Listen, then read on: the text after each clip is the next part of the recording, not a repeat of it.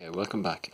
I'm just going to finish off the last part of the 2010 higher level question 2 cash flow statement, and the last part of it is to do a second reconciliation statement, and I've just done out a template here of the format of that reconciliation statement there just to save time in this video. So the first thing to note is it's a reconciliation of net cash flow to movement in net debt. That's the title. So we're changing the net cash flow into the figure for net debt.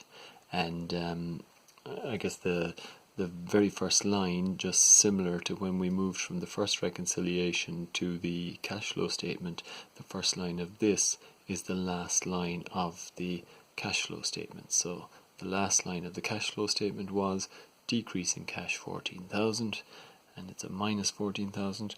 So same here, the first line of this is decrease in cash, and it's going to be minus 14,000. Okay, so whatever you have as the last line in the cash flow statement is the first line in this reconciliation statement.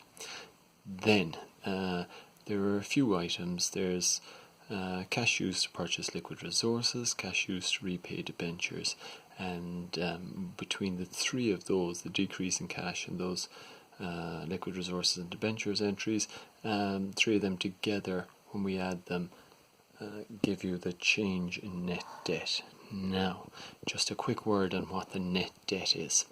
First of all, I suppose we've got two entries there. Net debt 1st of the 1st 09, that's really net debt the 31st of the 12th 08, so it's like the net debt at the end of 2008, and then the one underneath it is the net debt at the end of 2009. So the net debt, roughly speaking, is when you take your debts, so not your debts like creditors for buying stock and that type of thing, but your loan debts. So in this case we'd be talking about debentures.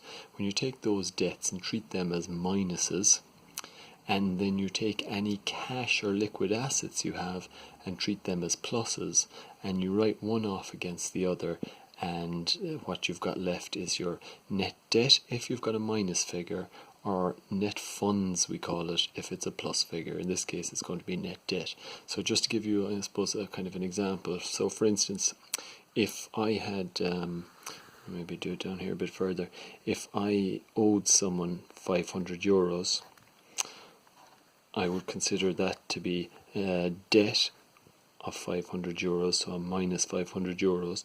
But if at the same time I happen to have 100 euros in a deposit bank account of my own or a current account, then I would consider that to be a plus 100 euros. And so in total I would say my net debt was minus 400 euros. So again, just one more time, if I had a debt of 500 euros and I had a money in the bank or cash on hand of 100 euros, I would say in total, or in net figure for my debt, is minus 400. And so it's the same idea up here. And the only thing is, though, we treat the minus figures are the debentures, they're your loans or your debts, and then any money you have, any cash or any money in the bank, or any liquid resources, because we say they're a liquid asset, they're very easy to change into cash, so we treat them almost the same as cash. The only other thing to watch out about for then is debentures are the debt part of it, but also if you had a bank overdraft, that would be another minus, which would make up the debt part. So let's just, before we, I suppose, fill in a few other parts here, let's just calculate the net debt for the 1st of the 1st 09, which we said already is 31st of the 12th 08. So go over here to our balance sheets, and we see that your debentures you owed in 2008 were 220,000. So if we write that down here, first of all, as a minus 220,000, so that's a debt, that's minus 220. Then we go and we see, I suppose, if there's any bank overdraft for 2008, and there isn't, So then we go up and we see what pluses we have, and we've got cash of 2,000 and bank of 6,000 and no government securities, no liquid resources. So in total we've got 8,000 in pluses, this 6 and this 2. Okay, so if we go over here then, we have 6 and 2, 8,000 of pluses. So our net debt situation here is a minus, if we add these two together, minus 212,000. Okay, so we can put that in here straight away, minus 212, since we've gone to the trouble of calculating it. Now, we're not going to calculate the net debt for the 31st of the 12th, 2009 yet, but we will at the end of this, just as a double check to see if we've been doing everything else correctly.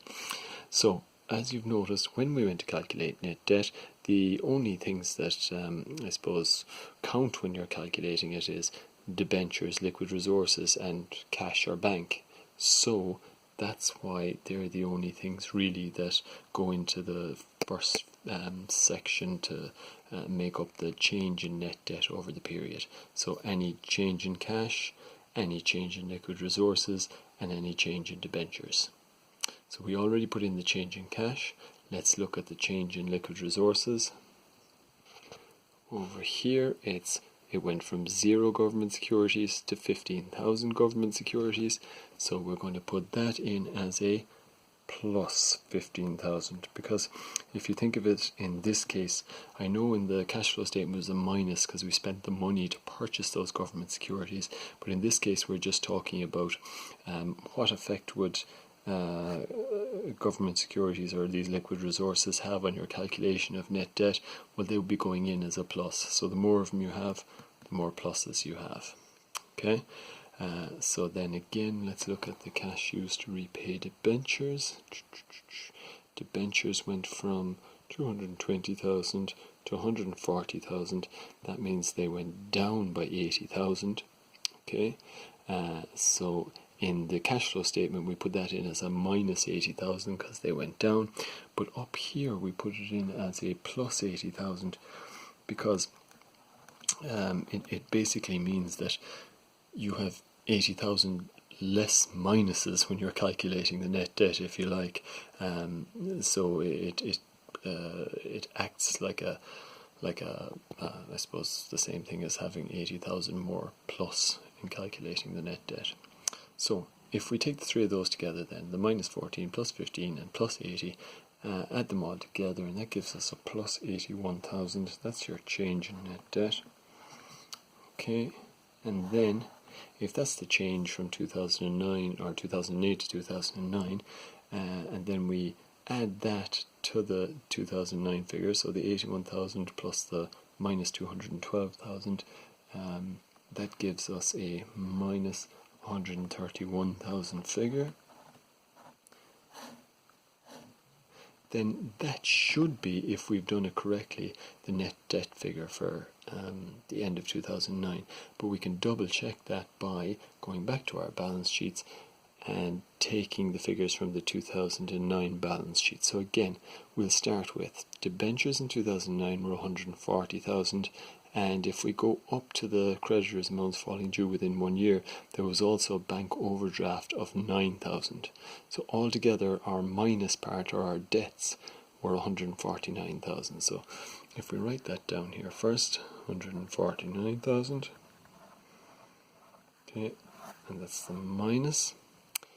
And then our plus parts in calculating the net debt were, well, we had 3,000 in cash, that's a plus, and 15,000 in government security. So altogether we've 18,000 in pretty much cash, because we say the government securities are a liquid asset or a liquid resource which could be changed into cash very easily or cashed in very easily. So plus 18,000, let's go over here.